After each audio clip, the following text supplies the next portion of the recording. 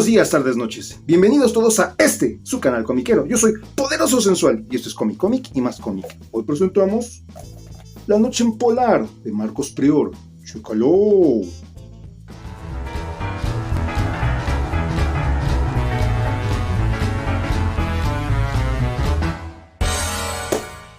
Editado en 2019 por Astiberri, La Noche Polar es un cómic firmado por Marcos Prior.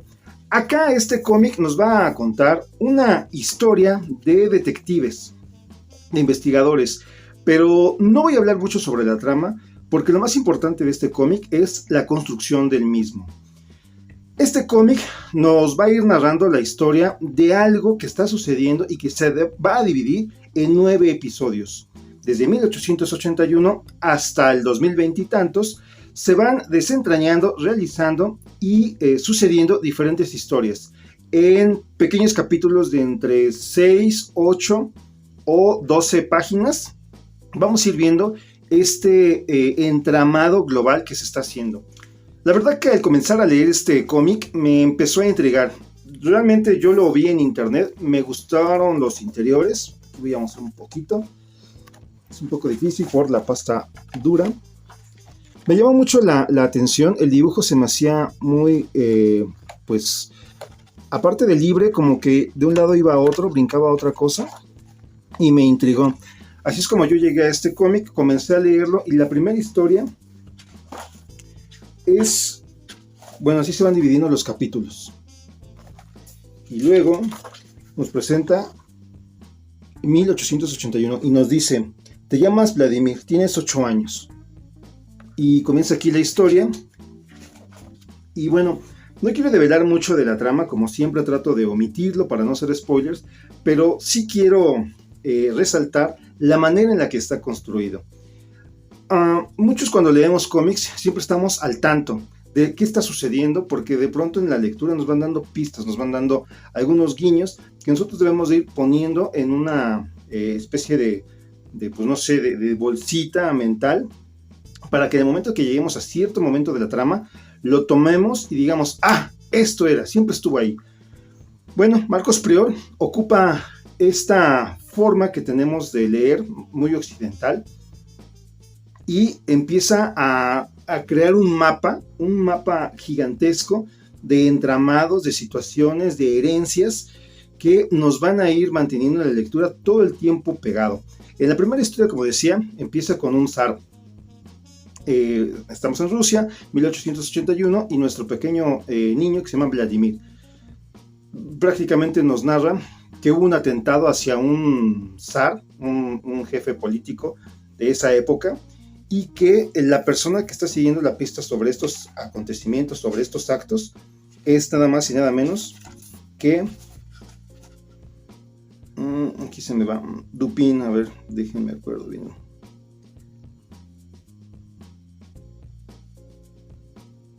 Auguste Dupin, que no es nada más que un personaje creado por Edgar Allan Poe en uno de sus primeros relatos, o más bien el que es considerado el primer relato policíaco. Y aquí es donde hace el juego. Marcos Prior crea este personaje que ocupa el personaje de Edgar Allan Poe y nos dice que Edgar Allan Poe vive en esta historia y él es el cronista de lo que está sucediendo. Y bueno, aquí es donde empiezas a decir a ver qué está pasando, porque está mezclando hechos reales con situaciones que han ocurrido, como un atentado aquí al zar ruso,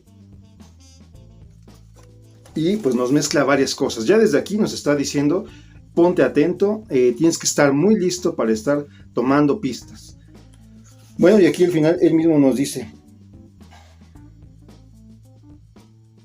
que ahora mismo estamos en shock, y que ahora estés en estado de shock por este cúmulo de cosas. Y así sobre toda la historia nos va a ir dando entramados, temas conspiranoicos, y sobre todo va a haber muchas referencias a libros, a películas, a exposiciones o muchos monumentos escultóricos, ¿no? Como es la Estatua de la Libertad y los grandes monumentos que fueron símbolo de Rusia en su momento y de la Alemania nazi también. Entonces, la verdad que es muy interesante. Al final de irlo, bueno, tú vas tomando estas pistas, tú vas tratando de hilarlas, porque de pronto de una historia a otra parece que no hay conexión, pero conforme vas avanzando, te empieza a presentar cosas, nombres, situaciones, actos que te hacen ir para atrás y decir, esto ya tiene relación, todo esto, y de pronto te quedas así como algo se me está escapando, ¿no? Algo se me está escapando. Como decía, la historia va mucho de las teorías de la conspiración, porque siempre hay ataques políticos, siempre hay situaciones que tienen que ver con actos globales. Por ejemplo, la segunda historia son dos chicas que están en 1933 y que están en una exposición, en una de estas exposiciones que se hacía en Francia, donde estaba el modernismo, ¿no? Y ahí están dos pabellones, el ruso y el alemán.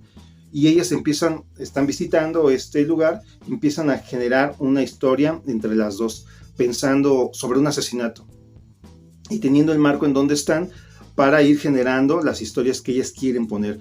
Así es como dicen, bueno, vamos a hacer una historia donde haya un muerto, pero que esté en el pabellón alemán. No, mejor en el ruso, y que el ruso sea un anciano, una persona mayor de 60 años, y que sea un caudillo. Y así empiezan a hacer un entramado, un juego de cosas, y bueno, al final ya se va develando qué es lo que sucede, y se queda la historia corta, ¿no? Como diciendo, al final ellas concluyen que sí van a hacer la historia, que sí muere alguien, que sí muere en el pabellón ruso, que su sangre va a caer sobre un cuadro blanco y negro.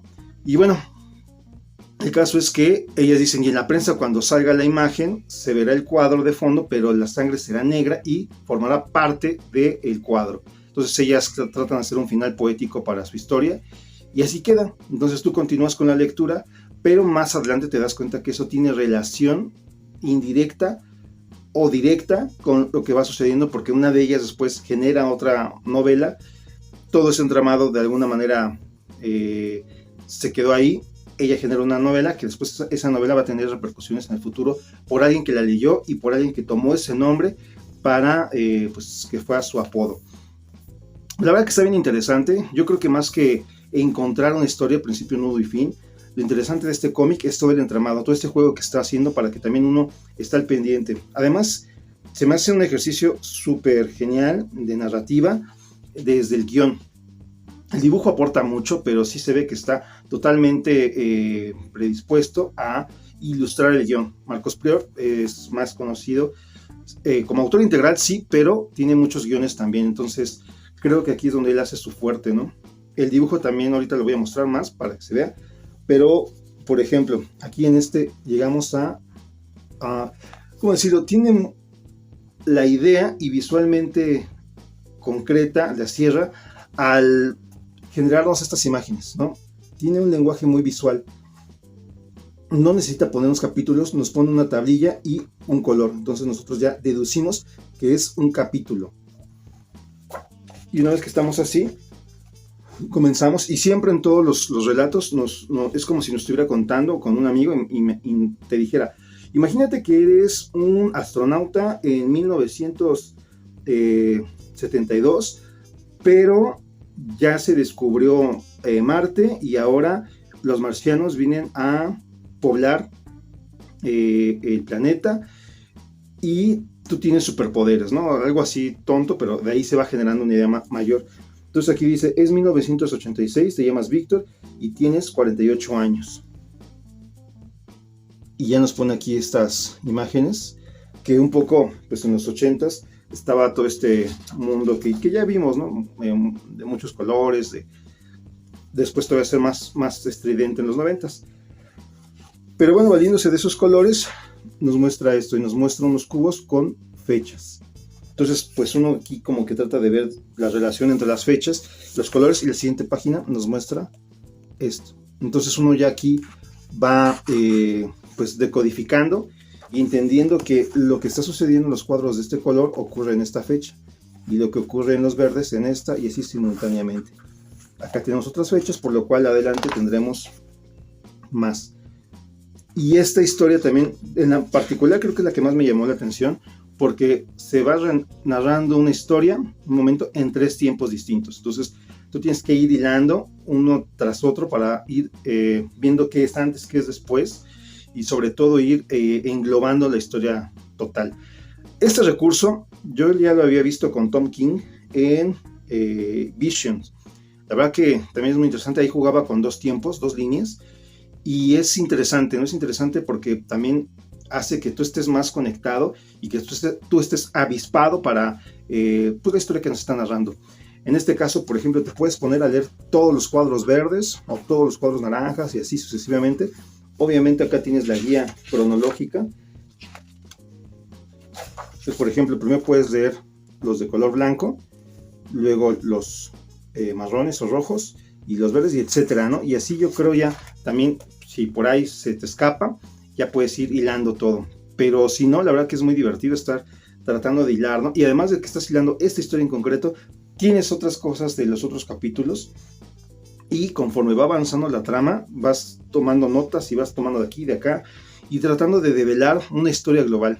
Te vas dando cuenta que al principio parecían historias inconexas, pero después tienen relación. Y bueno, así continúa la historia. Y yo creo que eso es lo más divertido de este cómic.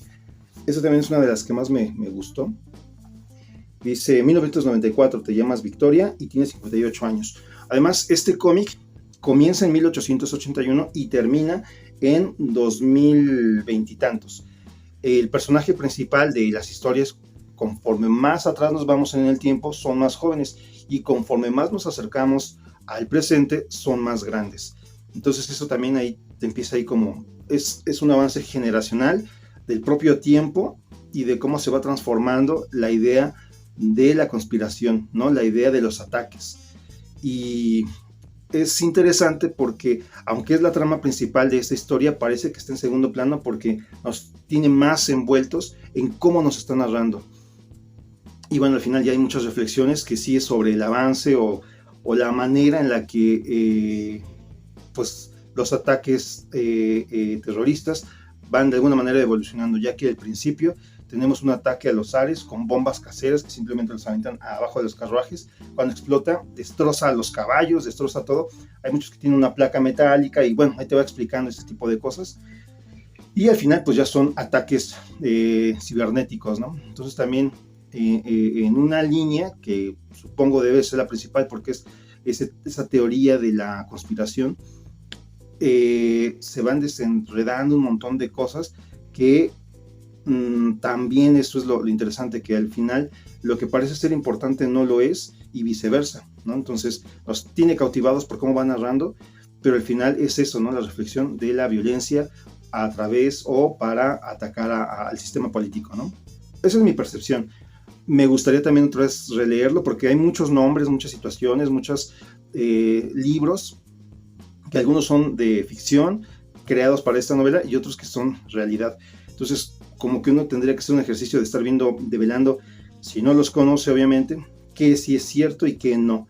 Y eso que no, qué repercusiones tienen. Porque de pronto también describe, ¿no?, que hay un sujeto que tiene una jaqueca, un mareo muy fuerte, tanto como el personaje de tal novela, ¿no? Entonces, si tú no conoces la novela, no puedes tener como la relación. Pero cuando investigas, tal vez esa novela no existe. Y esa novela te dicen que se generó acá. Entonces también es como ir entendiendo y esas conexiones, las conexiones no necesariamente son de proximidad, no así literal uno tras otro, sino la conexión de una historieta hacia otra o de una historia hacia otra. Puede ser que en esta historia sucede algo que en otra historia sirve de inspiración a otro personaje. Entonces ya no es tanto que un personaje sea hijo o haya dado un objeto o algo directamente a este personaje, sino que por ahí las lecturas, las visiones del arte, ¿no? Puede ser que alguna persona ve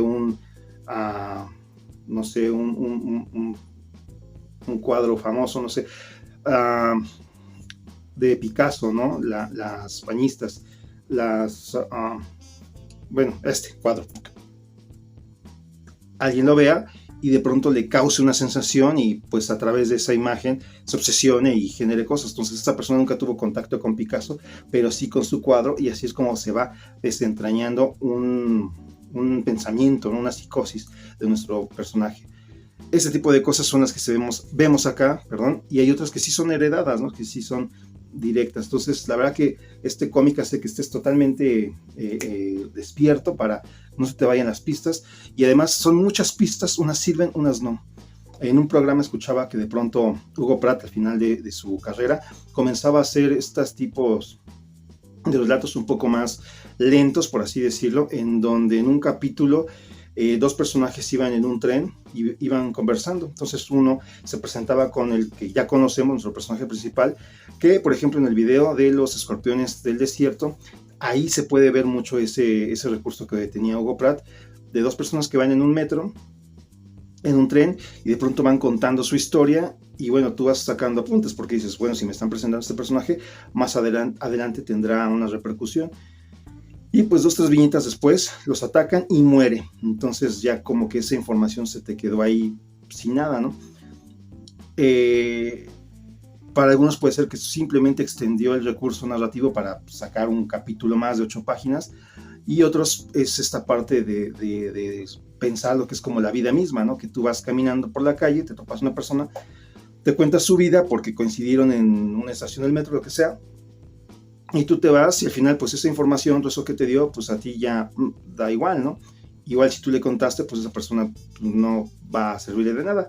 Entonces es como esa parte más realista, ¿no? Y aquí en este relato, también en este cómic, tiene ese tipo de cosas. De pronto desarrollan mucho las situaciones de personajes y de pronto no sabes, o sea, tú lo tomas porque ya has entendido que sirve para la lectura futura, pero llegar al final algunas cosas sí, algunas cosas no.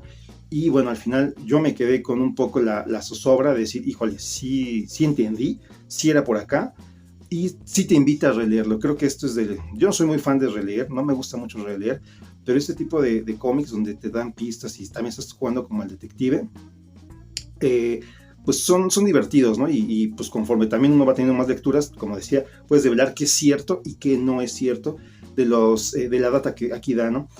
Por ejemplo, aquí dice que en 1878, cuando se presenta en París la Estatua de la Libertad, la cabeza de lo que sería la escultura mayor, pues ahí se presentó y después se llevó a Estados Unidos, y que la diferencia que hay entre la maqueta que se hizo en París a la que ya está puesta allá en Nueva York es, en su libro trae un texto. Entonces la de Estados Unidos dice algo que tiene que ver con la libertad, y la que originalmente se estaba haciendo era cane algo, que era traducido al español, cuidado con el perro, que era un poco esta cosa de la propia figura, decirte cuidado supuestamente con Cancerbero, y cuidado con las teorías de la conspiración. Entonces ahí te va dando algo, y luego te das cuenta que en la primera parte se está celebrando el centenario de la Estatua de la Libertad. Entonces ya ahí hay ciertas conexiones, pero son más conexiones ideológicas que físicas, ¿no? Entonces eso está interesante, todo este juego. Y ahora pues lo que hay que investigar es si es verdad que eso dice en este boceto que está en una biblioteca que da la dirección completa. Y bueno, entre que es ficción y realidad, pues uno va investigando, y yo creo que eso es lo divertido, ¿no? El cómic se extiende más allá de sus páginas para que uno vaya sacando pistas y vaya develando qué es cierto y qué es falso. La verdad, una sorpresa este cómic. Me gustó desde el principio el dibujo, la portada. No, como siempre, nunca me he puesto a ver qué hay. Siempre trato de ir en ceros para dejarme empapar. Y así a mí me resulta, ¿no? Habrá quien sí tenga que sacar mucha información para saber si se atreve a comprarlo. Y bueno, aquí lo que me gusta es un poco decir en general, ¿no? Que es para aquella persona que esté como indecisa, se anime y que pues le sirva un poco, ¿no? De parámetro para otras lecturas que está buscando. Igual lo que aquí se comenta, pues le parece interesante y se anima. Como digo, pues no estoy develando nada de la historia, sino más bien toda los recursos narrativos, la estructura que hace, ¿no? Y también con cada historia va jugando. Por ejemplo, aquí es una historia que ocupa prácticamente toda la página y solo la parte central. Esta es la tercera, ¿no? Ya vamos cerrando. Y tiene este cómic tiene una codificación visual muy grande, ¿no?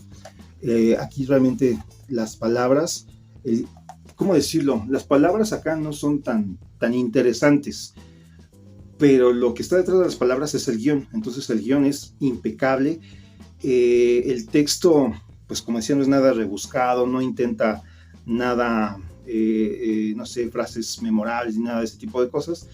lo necesario para que nuestros personajes fluyan. Y lo visual, que también está estructurado en el guión, es donde tiene ese anclaje, ¿no? Ese anclaje. Y bueno, aquí en la parte ya también final vemos cómo juega hasta con cosas ya más como sobrepuestas, ¿no? Muy de gráfica de los 90s, cuando se empezó a usar los recursos digitales. Esa es la historia que decía, de 1933, de las dos chicas que están pensando generar esta historieta o este relato, y mientras las vemos cómo están ellos platicando, vemos de fondo la actividad de esa feria.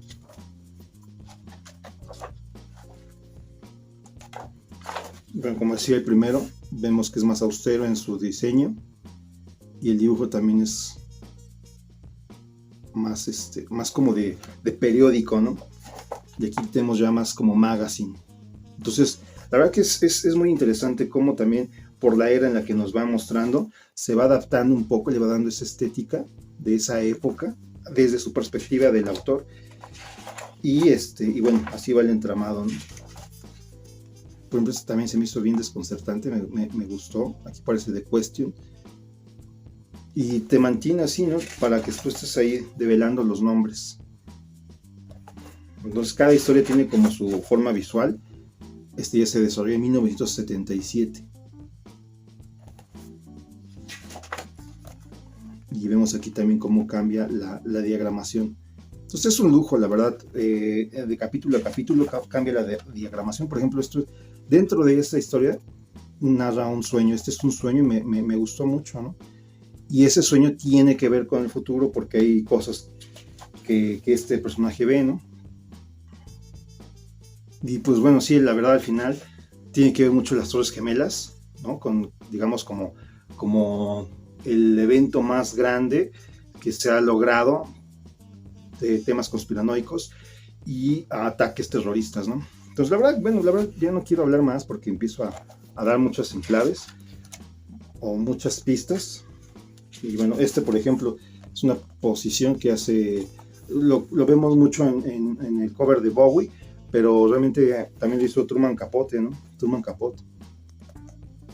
Entonces, bueno, pues ya quién es cada personaje significan algo, y cuando uno tiene esa relación ya identifica el personaje, ¿no? Le da cierta personalidad. Y bueno, pues así vamos con estas narrativas. Esta también, bueno, aquí ella es como una investigadora. Aquí, como decía, todo se juega a la investigación, todos son investigadores amateurs o profesionales, o de historieta, o más bien de relatos, y todos se van entrelazando entre sí, ¿no? Uno va inspirando a otro. Aquí, por ejemplo, ella es Victoria, tiene 68 años, y pues, digamos como que se le encomienda ir a un sitio.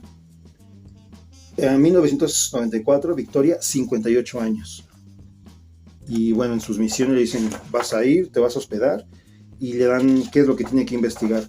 Y pues ella, su nombre clave es Virginia Woolf, que es una escritora también muy potente, y que pues se supone que ella va a hacer un artículo para la New Rolling Stones, ¿no? Magazine.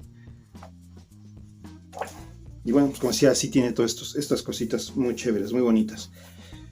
Y bueno, pues la verdad que Marcos Prior me ha sorprendido. Este es el segundo cómic que leo de él y ya quiero leer más.